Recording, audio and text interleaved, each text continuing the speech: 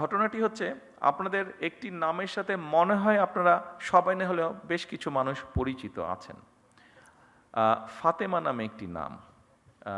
এই মেয়েটি আমার আম্মার সাথে জেলেও ছিলেন। যেহেতু আম্মা অসুস্থ ছিলেন, ও অনেক দিন অনেক বছর ধরে আছে, আমাদের পরিবারের একজন সদস্য হয়ে গিয়েছে সে। তো এখন দুদিন আগে তার এক আত্মীয়, ওর বাড়ি বরিশালের দিকে, তো দুদিন আগে তার এক আত্মীয়, আমরা এখানে প্রসূতি মায়ের কথা বলেছি, তার এক আত্মীয় বলে তার এরকম কমপ্লিকেসি দেখা দেবার পরে হাসপাতালে নেওয়া হলো। হাসপাতালে নেওয়ার সাথে বরিশাল হাসপাতালে নেওয়া হলো। বরিশাল হাসপাতালে নেওয়ার সাথে সাথে তারা বললো বিভিন্ন রকম কমপ্লিকেসি, ওখানে ইনকিউবেটর বোধ আপনি পাঠিয়েছেন না একমিশন, তো নেই, তাকে সাথে সাথে ঢাকায় রেফার করা হচ্ছে।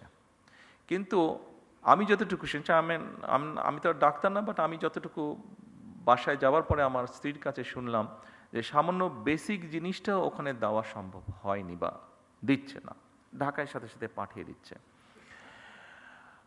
কিন্তু ফাতেমা স্বাভাবিকভাবে আমার ওয়াইফকে বলেছে, উনিও দু একজনের সাথে কথা বলেছেন, সেই জন্য ফাতেমা সেই আত্মীয় খুব স্বাভাবিকভাবে বেটার চিকিৎসা পেয়ে গিয়েছে।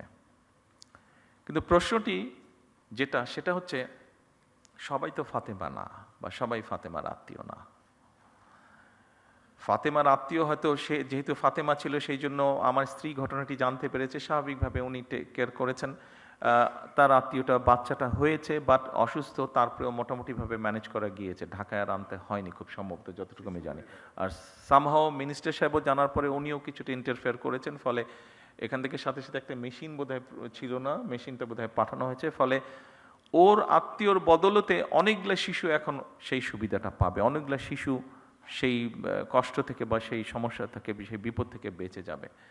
কিন্তু যেই কথাটা আমি বলতে চাইছি, ওখানে যারা দায়িত্বরত ছিলেন তারা যদি আরও একটু যত্নশীল হতেন, তারা যদি আরও একটু কেয়ারফুল হতেন, তাহলে হয়তো অনেকগুলো সমস্যাকে এড়ানো যেত, সব না হলে অনেকগুলো সমস্যাকে এড়ানো যেত।